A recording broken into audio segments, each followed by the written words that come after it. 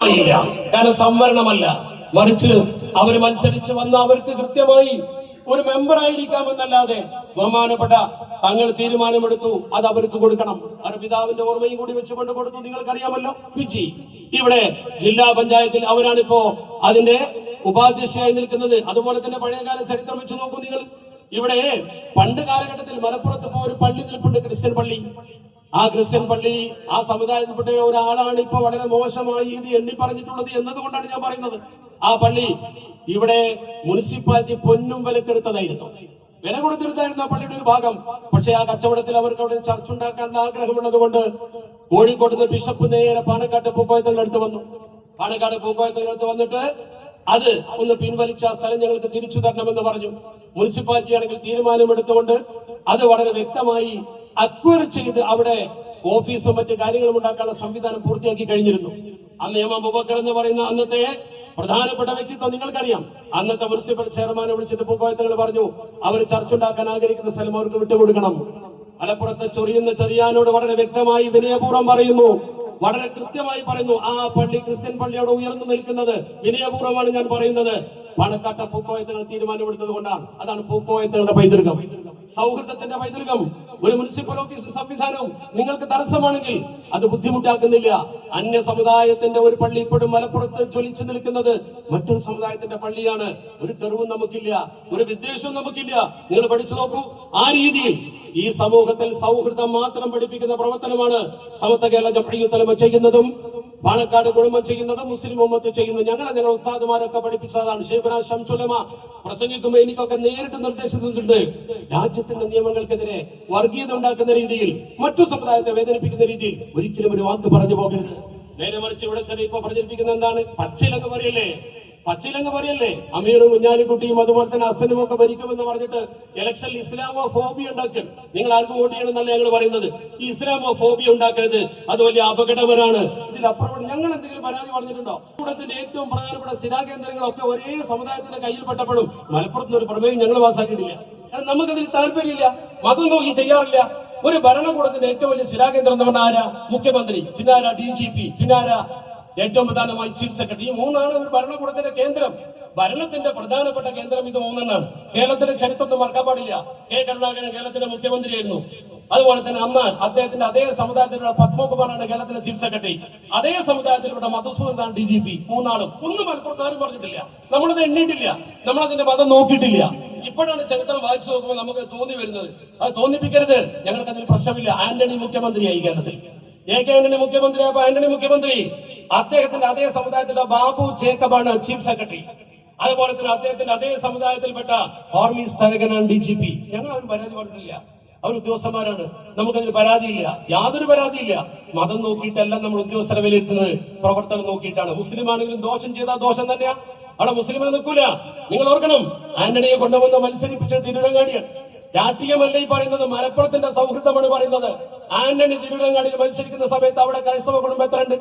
മറുഭാഗത്തെ സ്ഥാനാർത്ഥിയായ ആരാണ്? Doctor NA Kareem, ഒരു മുസ്ലിം. പന്ന്യൻ രവീന്ദ്രൻ എഴുതിയിട്ടുണ്ട്. ഷിഹാബ് തങ്ങളെ സ്മരണയിൽ പന്ന്യൻ രവീന്ദ്രന്റെ ലേഖനം വായിച്ചാൽ മതി.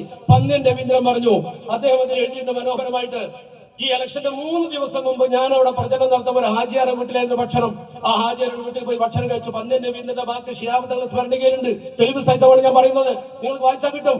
ഞാൻ ആ വീട്ടിൽ പോയി ഭക്ഷണം കഴിച്ചു, സുഭിക്ഷമായ ഭക്ഷണം. അദ്ദേഹം ഞങ്ങളെ വല്ലാതെ സൽക്കരിച്ചു. അദ്ദേഹം വോട്ട് കിട്ടുമെന്ന് കരുതി ഇറങ്ങുന്ന സമയത്ത് കയ്യൊക്കെ പിടിച്ചിട്ട് മറ്റന്നാളാണ് ഹാജിയാരുടെ ഇലക്ഷൻ എന്നൊക്കെ പറഞ്ഞപ്പോ ഹാജിയാര് പറഞ്ഞു, സംഗതിയൊക്കെ ശരിയാണെങ്കിലും നിങ്ങള് ഭക്ഷണം കഴിക്കുക, എല്ലാ സൗകര്യം എന്ത് വേണമെങ്കിലും പറഞ്ഞോളൂ, വോട്ട് ആർക്ക് കൊടുക്കണമെന്ന് പാണക്കാട്ട് തങ്ങൾ പറഞ്ഞാൽ അങ്ങനെ ഞങ്ങൾ ചെയ്യുള്ളൂ എന്ന് അദ്ദേഹം പറഞ്ഞു. പന്ന്യൻ രവീന്ദ്രൻ പറയാം. ഞാനത് പറഞ്ഞത് പറയണ്ട, ഞാൻ പന്ന്യൻ രവീന്ദ്രൻ എന്ന് പറയുന്ന രാഷ്ട്രീയ നേതാവിനെ ഇക്കാര്യത്ത് ചെയ്തതാണ്. ഉദ്ധരണി മാത്രമാണത്. അല്ല, നിങ്ങളോട് ഇന്നാൾക്ക് വോട്ട് ചെയ്യാൻ ഞാൻ പറഞ്ഞു തെറ്റിദ്ധരിപ്പിക്കപ്പെടുന്ന കാലമാണിന്ന്, അതുകൂടി ഓർക്കണം. ആ തരത്തിൽ അദ്ദേഹം വളരെ വ്യക്തമായി ആ കാര്യം തന്റെ ആ ലേഖനത്തിൽ എഴുതി വെച്ച് നമുക്ക് കാണാൻ കഴിയും. ഇത് മലപ്പുറമാണ്. മമ്പറത്തങ്ങളും കോന്തനായരും കാണിച്ചിരുന്ന ഒരു പാരമ്പര്യമുണ്ട്, അതൊരു വലിയ സംസ്കാരമാണ്. മമ്പറത്തങ്ങളും കോന്തനായരും അതുപോലെ തന്നെ മങ്ങാട്ടച്ചനും കുഞ്ഞാനും മുസ്ലിയാരും, അത് മലപ്പുറത്തിന്റെ പാരമ്പര്യമാണ്, മറക്കാൻ കഴിയില്ല നമുക്ക്. അതുപോലെ തന്നെ തുഞ്ചത്തെഴുത്തച്ഛന്റെ നാടായത് നിങ്ങൾക്കറിയാമല്ലോ. അതുപോലെ വലിയ മേൽപ്പത്തൂർ ഭട്ടതിരിപ്പാടിന്റെ നാടായത്. ഓരോരുത്തരും അവരുടെ മതം പറഞ്ഞതനുസരിച്ച്, നമ്മുടെ മതം പറഞ്ഞെന്താ? വലാത്ത സുബുല്ലദീന യദ്ഊന മിൻ ദൂനില്ല. അള്ളാഹുവിനെ അല്ലാതെ ആരാധിക്കുന്നവരെ ആരാധ്യ വസ്തുക്കളെ കുറ്റപ്പെടുത്താൻ പാടില്ല, ആക്ഷേപിക്കാൻ പാടില്ല. സമയം നീണ്ടുപോകുന്നു, ഞാൻ അവസാനിപ്പിക്കുകയാണ്. അതുകൊണ്ട് തന്നെ നമ്മളെ സംബന്ധിച്ചിടത്തോളം അതാണ് നമ്മുടെ പാരമ്പര്യം. ഇന്ത്യയുടെ രാഷ്ട്രപിതാവ് ഗാന്ധിജിയെ കുറിച്ച് അഹമ്മദ് ഷൗക്കി എന്ന് പറയുന്ന ലോക പ്രശസ്തനായ ഈജിപ്ഷ്യൻ അറബി കവി മനോഹരമായിട്ട് നോക്കിയിട്ട് പറഞ്ഞു. നൈലിന്റെ തീരത്തിരുന്നു കൊണ്ട് ഇന്ത്യയിലേക്ക് നോക്കിക്കൊണ്ട് അഹമ്മദ് ഷൗക്കി എന്ന് പറയുന്ന പ്രസിദ്ധനായ അറബി കവി പറഞ്ഞെന്താ, ഷബീഹുർ റസൂലി ഫി ദൗദി അനിൽ ഹഖി വഫി സുഹദി ദഅൽ ഹിന്ദൂസ വൽ ഇസ്ലാമ ലിൽ ഫാതി വൽ ഉദ്ദി. ഹിന്ദുക്കളെയും മുസ്ലിങ്ങളെയും സ്നേഹത്തിലേക്കും സൗഹൃദത്തിലേക്കും ക്ഷണിച്ച പ്രവാചക തുല്യനായ ഒരു സുഹൃത്തുള്ള മനുഷ്യൻ ഇന്ത്യയിൽ ഉണ്ടായിരുന്നു. ആരാ പറയുന്നത്? Ahmed Shawqi. ആ അഹമ്മദ് ഷൗക്കിക്ക് അവിടെ നിന്ന് ഇങ്ങോട്ട് പാടാൻ കഴിഞ്ഞെങ്കിൽ ഗാന്ധിജി കാണിച്ച പാരമ്പര്യമാണത്. ആ ഗാന്ധിജിയെ തൊഴിലുറപ്പ് പദ്ധതിയുടെ തലപ്പത്ത് നിന്ന് മാറ്റി നിർത്താൻ ശ്രമിക്കുന്നവരുടെ പാരമ്പര്യത്തിലേക്ക് സാംസ്കാരിക കേരളത്തിലെ നേതാക്കൾ പോകാൻ പാടില്ല, ഭരണകൂടം പോകാൻ പാടില്ല. അത്ര മാത്രമേ നമ്മൾ പറയുന്നുള്ളൂ. കേന്ദ്രം ചെയ്യുന്നത് അപകടകരമാണ്. അപ്പൊ കണ്ടില്ലേ നിങ്ങള്, ചരിത്രത്തിൽ ആദ്യമായി മഹാരാഷ്ട്രയിൽ ഹജ്ജിന്റെ സിഇഒയെ അമുസ്ലിമാക്കി വെച്ചു. ഹജ്ജിന്റെ സിഇഒ മുസ്ലിം. അതിനെ കുറിച്ച് എന്താ പത്രങ്ങൾ പറഞ്ഞത്? ഉത്തരവാദപ്പെട്ടവർ ഇംഗ്ലീഷ് പത്രത്തിൽ പറഞ്ഞു, the appointment is being seen as unprecedented. Unprecedented എന്താണ് അർത്ഥം? കീഴ്വഴക്ക വിരുദ്ധം. കീഴ്വഴക്കം അങ്ങനെ സംഭവിച്ചിട്ടില്ല. അതുകൊണ്ട് ഇന്ത്യക്ക് ഒരു പാരമ്പര്യമുണ്ട്. ആ ചർച്ചയിലൂടെയാണ് നമ്മൾ മുന്നോട്ട് പോകേണ്ടത്. ഞാൻ പറഞ്ഞില്ലേ, മലപ്പുറത്തിനൊരു പാരമ്പര്യമുണ്ട്. ഈ വിമർശിച്ച മന്ത്രിയെ ഞാൻ ആക്ഷേപിക്കുന്നില്ല, ബഹുമാനത്തോടെ പറയുന്നു. അതേ മന്ത്രിയുടെ സമുദായത്തിൽപ്പെട്ട കാതറിൻ സെബാസ്റ്റ്യൻ എന്ന് പറയുന്ന കത്രീന ഇവിടെ മുനിസിപ്പാലിറ്റിയുടെ വൈസ് ചെയർമാൻ ആയിട്ടുണ്ട്. മലപ്പുറം മുനിസിപ്പാലിറ്റി കാലം 95 പോകണം. ജനറൽ സീറ്റിൽ സംവരണത്തിലൊന്നുമല്ല. ഓർക്കണം നിങ്ങൾ, ആ ജനറൽ സീറ്റിൽ മത്സരിക്കുന്ന സമയത്ത് മുനിസിപ്പാലിറ്റി വൈസ് പ്രസിഡന്റ്, അതുപോലെ തന്നെ ഒരുപാട് സംഭവങ്ങൾ ഈ രീതിയിൽ നമുക്കിവിടെ കാണാൻ കഴിയും. ഇപ്പോൾ നമുക്ക് കാണാൻ കഴിയും. ഇപ്പൊ മലപ്പുറം മുനിസിപ്പാലിറ്റിയുടെ വൈസ് പ്രസിഡന്റ് ആരാ? അത് വിളിച്ചിട്ടുള്ളത് ജിതേഷ് എന്ന് പറയുന്ന വ്യക്തിയാണ്. ഇവിടെ അങ്ങനെ നോക്കാറില്ല, ഇതൊന്നും ആരും വായിക്കാറില്ല. നമ്മളിപ്പോ വായിക്കാൻ നിർബന്ധിതരാവുകയാണ്. അതുകൊണ്ട് ഒറ്റ കാര്യം ഞാൻ അവസാനമായി മന്ത്രിയോട് പറയാൻ ആഗ്രഹിക്കുക. ഒറ്റ കാര്യം അതുകൂടി പറഞ്ഞ് ഞാൻ അവസാനിപ്പിക്കുകയാണ്. മന്ത്രിയെ ഞാൻ ആക്ഷേപിച്ചു, തെറ്റിദ്ധരിക്കരുത്. കേരളത്തിന്റെ സാംസ്കാരിക പാരമ്പര്യത്തെ ഇങ്ങനെ വെട്ടിക്കീറാൻ ശ്രമിക്കുമ്പോ വേദനയോടുകൂടി പറയാൻ മനസ്സിലാക്കിയാൽ മതി. മന്ത്രിയുടെ അതേ സമുദായത്തിൽപ്പെട്ട ഒരു സ്ത്രീ, മന്ത്രി ഇത് വിമർശിച്ച മന്ത്രിയുടെ അതേ സമുദായത്തിൽപ്പെട്ട സ്ത്രീ, അവരുടെ പേര് ബഡ്ജറ്റ് റിച്ചാർഡ് എന്നാണ്. ബഡ്ജറ്റ് റിച്ചാർഡ് ആ പ്രദേശത്തുകാരോട് ഉണ്ടാവും. ഞാനിത് പറഞ്ഞു വരുമ്പോ, ഈ ബഡ്ജറ്റ് റിച്ചാർഡ് കോഴിക്കോട്ടുകാരിയാ. ആ കോഴിക്കോട്ടുകാരി ബഡ്ജറ്റ് റിച്ചാർഡ് എന്ന് പറയുന്ന സ്ത്രീ, അവര് മിശ്രവിവാഹം കഴിച്ചു. മിശ്രവിവാഹം കഴിച്ചത് അവർ ശങ്കരൻ എന്ന് പറയുന്ന ഒരാളെയാണ്. അതോടുകൂടി കുടുംബം കൈയൊഴിച്ചു. കുടുംബത്തിൽ ഇഷ്ടപ്പെടാത്ത വിവാഹമല്ലേ. അങ്ങനെ കൈയൊഴിച്ച് അവർ മഞ്ചേരിയിൽ വന്നു. ഒരു ഹോസ്റ്റൽ വാർഡനായി ജോലി ചെയ്തു. അങ്ങനെ അവസാനം രോഗിയായി അവർ ജോലിയൊക്കെ റിട്ടയർ ചെയ്ത് മലപ്പുറം ജില്ലയിലെ എടവണ്ണപ്പാറക്കടുത്ത പൊന്നാട് എന്ന സ്ഥലത്ത് അവർ താമസിച്ചു. പൊന്നാട് അവിടെ താമസിച്ചു 10 കൊല്ലം 3 സെന്റ് ഭൂമിയിൽ ഒരു കൊച്ചു വീട്ടിൽ താമസിച്ചു. അവർ മരിച്ചുപോയപ്പോ ഹോസ്പിറ്റലിൽ നിന്നാണ്, മഞ്ചേരിയിൽ നിന്നാണ് മരിക്കുന്നത്. CHM ആംബുലൻസിലാണ് കൊണ്ടുവരുന്നത്. ആ വീട്ടിൽ ആംബുലൻസ് വെക്കാൻ, ഈ ഫ്രീസർ വെക്കാൻ കഴിയില്ല. കാരണം ബന്ധുക്കൾ കോഴിക്കോട്ട് നിന്ന് വരണം. മരിച്ചാൽ പിന്നെ ഈ ബന്ധമൊക്കെ പിന്നെ തൽക്കാലം വിദ്വേഷമൊക്കെ മറന്നവർ വരുമല്ലോ. ഫാദർ കോഴിക്കോട്ട് നിന്ന് വരണം. ഒരു നിവൃത്തിയില്ല, ആ വീട്ടിൽ വെക്കാൻ പറ്റൂല. എന്ത് ചെയ്യും? മദ്രസ തുറന്നു കൊടുത്തു. നിങ്ങൾ പോയി ചോദിക്കണം. പൊന്നാട്ട് സമത്വ കേരള ജംഇയ്യത്തുൽ ഉലമായുടെ മദ്രസ, തഅലീമുൽ ഇസ്ലാം മദ്രസ. തഅലീമുൽ ഇസ്ലാം എന്ന് പറയുന്ന അർത്ഥം ഇസ്ലാം പഠിപ്പിക്കാന്ന മദ്രസയുടെ പേര് തന്നെ. പൊന്നാട്ട് തഅലീമുൽ ഇസ്ലാം മദ്രസയിൽ മയ്യത്ത് കൊണ്ടുപോയി വെച്ചു. പള്ളിയിൽ നിന്ന് മയ്യത്ത് കട്ടിൽ കൊണ്ടുവന്നിട്ട് അയൽപക്കത്തെ മുസ്ലിം സ്ത്രീകൾ അതിന്റെ മയ്യത്ത് കുളിപ്പിച്ചു. ഇസ്ലാമിക രീതിയിൽ അല്ലെങ്കിലും അവരത് കുളിപ്പിക്കണമല്ലോ, മുസ്ലിമാണല്ലോ. കോഴിക്കോട് നിന്ന് ഫാദർ വന്നു.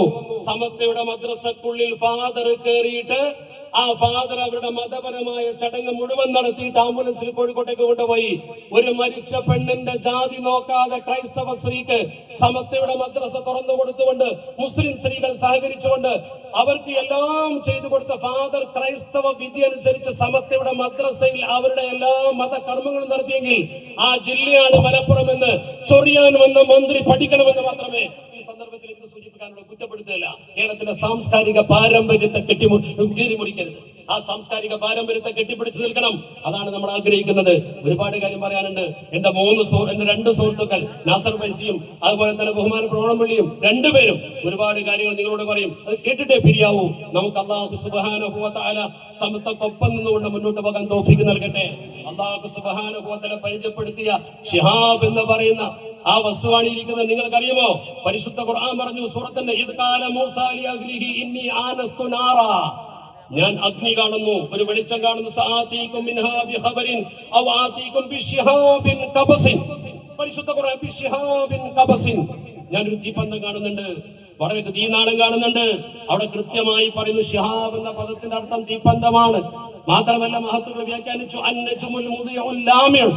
നജ്ം എന്ന് പറഞ്ഞാൽ മതി പോരാ, അന്നജുമുൽ മുദിഉൽ ലാമിഉ എന്നതിന് അർത്ഥം കൊടുത്തിരിക്കുന്നു. പ്രകാശമാണത്, ഗാലക്സിയാണത്, സ്റ്റാറാണത്, പ്ലാനറ്റ് ആണത്. അതിന്റെ പിന്നിൽ അടിയുറച്ചു നിൽക്കാൻ ഈ ഉമ്മത്തിന് അല്ലാഹു തൗഫീഖ് പ്രദാനം ചെയ്യട്ടെ എന്ന് മാത്രം സൂചിപ്പിച്ചുകൊണ്ട് ബാക്കി നമുക്ക് പറയാം. 31-ാം തീയതി നിങ്ങളെ ക്ഷണിക്കുന്നു കോഴിക്കോട്ടേക്ക്. 31-ാം തീയതി ബഹുമാനപ്പെട്ട നാസർ വൈസിയുടെ നേതൃത്വത്തിൽ അവിടെ കോഴിക്കോട് കുട്ടിയാസന്താരിമയൊക്കെ അടക്കമുള്ളവർ SMF-ന്റെ വലിയൊരു പ്രോഗ്രാം കോഴിക്കോട്ട് വെച്ചിട്ടുണ്ട്.